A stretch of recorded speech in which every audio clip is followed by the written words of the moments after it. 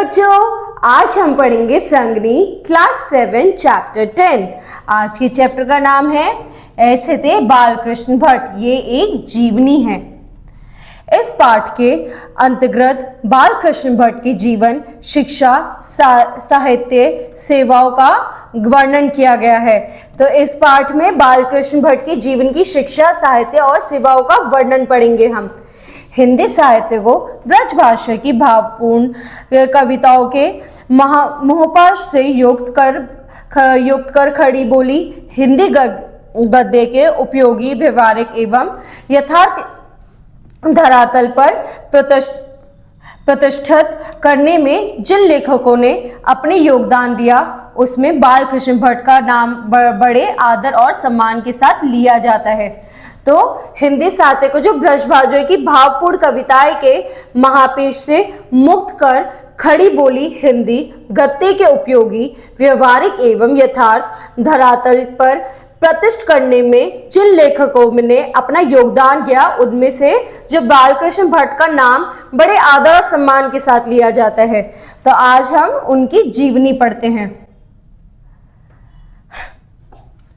ब्रज भाषा की सरस भावपूर्ण कविताओं के मोहपाश में मुक्ति दिलाकर खड़ी बोली हिंदी को गद्य के विचारपूर्ण धरातल पर प्रतिष्ठित करने वाले भारतेंदु युग के प्रमुख निबंधकार, नाटककार और पत्रकार थे पंडित बालकृष्ण भट्ट। तो यहाँ पे पंडित बालकृष्ण के बारे में क्या बताया है?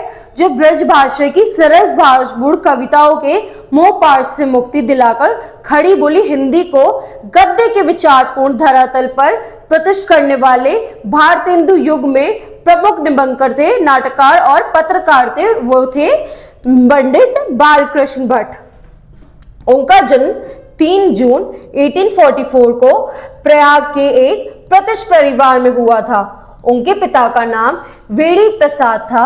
उनकी माता अपने पति को की अपेक्षा अधिक पढ़ी लिखी और विदुषी थी। उनकी शिक्षाओं का प्रभाव बालक बालकृष्ण पर बहुत अधिक पड़ा। तो अब आगे क्या बताया? आगे बताया कि उनका जन्म 3 जून 1844 में हुआ और एक प्रतिष्ठित परिवार में हुआ था। उनके पिताजी का नाम था वेड़ी प्रसाद। उनकी जो माँ थी वो अपने पति से ज्यादा पढ़ी लिखी और विदुषी थी। उनकी शिक्षाओं का प्रभाव बालक बालकृष्ण पर बहुत अधिक पड़ा। स्कूल में 10वीं कक्षा तक शिक्षा प्राप्त करने के बाद भट्ट जी ने घर पर ही संस्कृत का अध्ययन किया। संस्कृत के अतिरिक्त उन्हें हिंदी, अंग्रेजी, उर्दू, फारसी भाषाओं का भी अच्छा ज्ञान हो गया। अब 10वीं कक्षा के बाद इन्होंने संस्कृत का अध्ययन कर लिया और संस्कृत के साथ साथ उन्हें हिंदी, अंग्रेजी, उर्दू, फारसी कई भाषाओं का ज्ञान हो गया था। वे अपने सिद्धांतों और जीवन मूल्यों के प्रति इतने दृढ़ प्रतिज्ञ थे कि दूसरों का हस्तक्षेप करना उन्हें नहीं सहाता था। प्रारंभ में उन्होंने कुछ समय तक व्यापार का कार्य किया। वे कुछ समय तक कायस्थ पाठशाला प्रयाग में संस्कृत के अध्यापक भी थे, किंतु उनका मन किसी कार्य में नहीं रमा। भारतेंदु हरिश्चंद्र जी ने जिसे प्रभावित होकर उन्होंने हिंदी साहित्य सेवा का व्रत ले लिया। प्रारंभ से ही उनकी रुचि साहित्य सेवा की ओर थी, अतः वे आजीवन हिंदी साहित्य की उन्नति और सेवा में लगे रहे। आगे हमने क्या पढ़ा? आगे हमने पढ़ा कि वे अपने सिद्धांतों और जीवन मूल्यों के प्रति इतने ज्यादा दृढ़ प्रतीक थे कि कोई भी उसमें हस्तक्षेप करे वे उन्हें सहाता नहीं था। और तो और उन्होंने कुछ समय व्यापार तो किया, उन्होंने किसी स्कूल में संस्कृत के अध्यापक भी बने, पर उनका जो मन था वो किसी चीज में नहीं लगता था। आगे चलकर उन्होंने आजीवन हिंदी साहित्य की उन्नति और सेवा में लगे रहे। बालकृष्ण भट्ट जी ने आंख, नाक, कान, बातचीत जैसे साधारण विषयों पर बड़े ही सारग्रभित निबंध लिखे हैं। आत्मनिर्भरता, चारु चरित्र जैसे गंभीर विषयों के साथ उन्होंने साहित्यिक और सामाजिक विषयों पर भी अपनी लेखनी चलाई है। तो बालकृष्ण भट्ट ने आंख, नाक, कान जैसी बातचीत जैसे साधारण विषयों पे भी बड़े बड़े सारग्रहित निबंध लिखे हैं। और तो और आत्मनिर्भर, चारु चित्र जैसे गंभीर विषयों पर उन्होंने साहित्य और सामाजिक विषयों पर भी अपनी लेखनी चलाई है। उनके निबंध सागर के नाम पे साहित्य सुमन और भट्ट निबंधवली है। उनके निबंधों को की सबसे बड़ी विशेषता यह है कि ये सुचित संपन्न होते के साथ साथ कल्पना की ऊंची उड़ान भी भरते हैं और शिष्ट रहस्य व्यंजन से भरपूर हैं। उसकी तुलना अंग्रेजों के प्रसिद्ध निबंधकार चार्ल्स लैम्ब से की जा सकती है। अब आगे उनकी जो निबंध प्रसंग्रह नाम साहित्य सुमन और भट्ट निबंधावली है, उनके निबंधों की सबसे बड़ी विशेषता यह है कि वे सुचित प्रश्न होते हैं और साथ साथ कल्पना की ऊंची उड़ान भी भरते हैं। उनकी जो तुलना है वह अंग्रेजी के प्रसिद्ध निबंधकार चार्ल्स लैम्ब से की जा सकती है। उन्होंने दमयंती, स्वयंवर, बाल विवाह, चंद्रसेन, रेल का टिकट खेल जैसे मालिक नाटकों का रचना करने के साथ बांग्ला तथा संस्कृत भाषा के नाटकों का अनुवाद भी हिंदी में किया है, जिनमें वेड़ी संकार, नृत्य और पद्मावती आदि प्रमुख हैं। उनके द्वारा रचित नूतन ब्रह्मचारी तथा 100 अजान एक सुजान नामक उपन्यास में साहित्य के क्षेत्र में अपना विशेष स्थान बनाया है। अब स्वयंवर, बाल विवाह, चंद्रसेन का लिकट खेल जैसे मौलिक नाटकों की रचना भी उन्होंने की है और तथा संस्कृत भाषाओं के नाटकों का अनुवाद उन्होंने हिंदी में भी किया है, जिसमें बेड़ी सना, मच्छी कटिक और पद्मावती आदि प्रमुख हैं। उनके द्वारा रचित नूतन ब्रह्मचारी तथा 100 अर्जन का सुजान नामक उपन्यासों के सही क्षेत्र में अपना विशेष स्थान बनाया है उन्होंने। भट्ट जी एक अच्छे और सफल पत्रकार भी थे। हिंदी के प्रचार के लिए उन्होंने संवत 1993 में प्रयाग में हिंदी वृद्धनी नामक सभी को स्थापना की। उस सभा की ओर से हिंदी मासिक पत्र हिंदी प्रदीप का प्रकाशन भी किया। वे 32 वर्षों तक उनके संपादक रहे और इसे नियमित रूप से चलाते रहे। हिंदी प्रदीप के अतिरिक्त उन्होंने 2-3 अन्य पत्रिकाओं का संपादन भी किया। हिंदी नागरी प्रचारणी सभा द्वारा प्रकाशित हिंदी शब्द सागर के संपादन में उन्होंने बाबू श्याम सुंदर दास तथा रामचंद्र शुक्ला जी के साथ भी कार्य किया।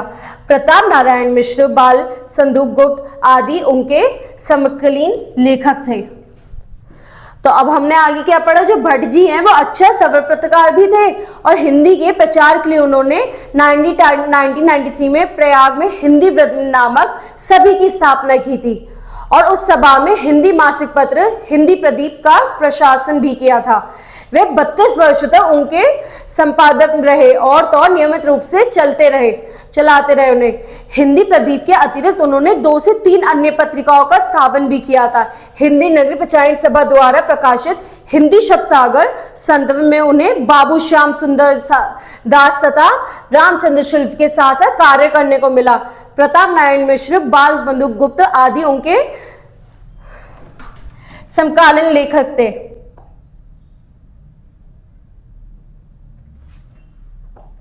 भाषा की दृष्टि से अपने समय के लेखकों में उनका स्थान बड़ा ऊंचा था। उन्होंने अपनी रचनाओं में यथासंभव शुद्ध हिंदी की प्रयोग किया। भावों के अनुकूल शब्दों का चुनाव करने में वे बड़े कुशल थे। कहावतों और महाकवरों के प्रयोग ने भी उनकी भाषा में 4 चांद लगा दिए हैं। उनकी भाषा में पूर्वीपन का झलक दिखाई देती है, जैसे समझा बुझा के स्थान पर समझाए बुझाए लिखा गया है। तो भाषा की जो दृष्टि है वो अपने समय के लेखकों का अपना बहुत ऊंचा स्थान है। उनकी अपनी जो रचनाएं हैं वे शुद्ध हिंदी का प्रयोग किया है। उसमें भी उन्होंने भावों को अनुकूल शब्दों का चुनाव करके वे बड़े कुशल थे। कहावतों और मुहावरों का प्रयोग उनकी भाषा में 4 चांद लगाए बैठता था, जैसे कि सुचाए बुझाया के स्थान पे समझाए बुझाए लिखा गया है। उनकी भाषा में संस्कृत के तत्सम शब्दों के साथ उर्दू, अरबी, फारसी तथा अंग्रेजी भाषा में प्रचलित शब्दों का प्रयोग भी किया गया है, जिससे भाषा जीवन और विचार चित्तकर्षा हो गए हैं। वे हिंदी की परिधि के विस्तार करना चाहते हैं, इसलिए उन्होंने भाषा का प्रयोग विषय एवं प्रसंग के अनुसार ही किया है। तो उनकी जो भाषा है उसमें संस्कृत के अलावा उर्दू, अरबी, फारसी तथा अंग्रेजी भाषा के विचलित शब्दों का प्रयोग था, जिस भाषा की जीवन व विचार चित्तकर्षण हो गए थे। वे हिंदी की परिधि का विस्तार करना चाहते थे, इसलिए उन्होंने भाषा का प्रयोग विषय एवं प्रसंग के अनुसार ही किया था। भट्ट जी की लेखन शैली के लिए के कई रूप उनके निबंध, नाटकों और उपन्यासों में दिखाई देते थे। शैली की लेखक के व्यक्तित्व को परिचायक होती थी। इस कथन की पूर्ण सार्थकता उनके निबंधों, उपन्यासों और नाटकों में दिखाई देती थी। भट्ट जी की जो लेखन शैली है, उनके रूप उनके निबंध, नाटकों और उपन्यासों में दिखाई देती थी। शैली ही लेखक के व्यक्तित्व और परिचय होती थी। इस कथन की पूर्ण संकलन उनके निबंधों, उपन्यासों और नाटकों में दिखाई देती थी। विचारात्मक शैली का प्रयोग उन्होंने गंभीर विषयों पर निबंध लिखते समय किया था। विषय की विस्तृत विवेचना करना, गंभीर चिंतन करना, तर्क के साथ व्यंजन का समावेश करना तथा उनकी प्रमुख विशेषताएं थी। वर्णनात्मक शैली का प्रयोग उन्होंने व्यवहारिक तथा सामाजिक विषयों के संबंध और नाटकों में किया था। जो विचारात्मक शैली थी उसका प्रयोग उन्होंने गंभीर विषयों के निबंध लिखते हुए किया था। विषय की जो विस्तृत विवेचना करना, गंभीर चिंतन करना, तर्क के साथ व्यंजन करना, वह उनकी प्रमुख विशेषताएं थी। वर्णनात्मक शैली का प्रयोग उन्होंने व्यवहारिक तथा सामाजिक विषयों के निबंध में, नाटकों में किया था। उसके उपन्यास भी इसी शैली में लिखे गए हैं। भाषा सरल और मुहावरेदार है। भावात्मक शैली का प्रयोग साहित्य निबंधों में किया गया है। इसे भट्ट जी की प्रतिदिन शैली कहा जा सकता है। व्यंग्यात्मक शैली में हास्य और व्यंजन की प्रधानता है। उनके लेखन में उर्दू के शब्दों की अधिकता है। वाक्य छोटे छोटे और प्रभावशाली हैं। उन्होंने जो उर्दू के शब्द लिखे हैं वे बहुत ही ज्यादा अधिकता और प्रभावशाली हैं। भावनात्मक शैली का प्रयोग साहित्य निबंधों में किया गया है। इसे भट्ट की प्रतिदिन शैली कहा जा सकता है। इस प्रकार भारतेंदु काल में के निबंध लेखकों में भट्ट जी का स्थान सर्वोच्च माना गया है। उन्होंने अपनी मौलिक और अनुदित रचनाओं के द्वारा हिंदी गद्य साहित्य को इस समय समृद्ध किया, जिस समय खड़ी बोली हिंदी अपना रास्ता बना रही थी तथा हिंदी में मौलिक गद्य रचनाओं का सर्वत्र अभाव था। अब इस प्रकार से उन्होंने भारतेंदु कला के निबंध लेखन में भट्ट जी का स्थान सर्वोच्च माना जाता है आज के टाइम पर। और उन्होंने मौलिक और अनुदित रचनाओं के द्वारा हिंदी गद्य साहित्य को समृद्ध किया, जिस समय खड़ी बोली हिंदी अपना रास्ता ही बना रही थी तथा हिंदी में मौलिक गद्य रचनाओं का सर्वत्र अभाव था। ठीक है बच्चों, अब अगली क्लास में अगला चैप्टर पढ़ेंगे। Thank you.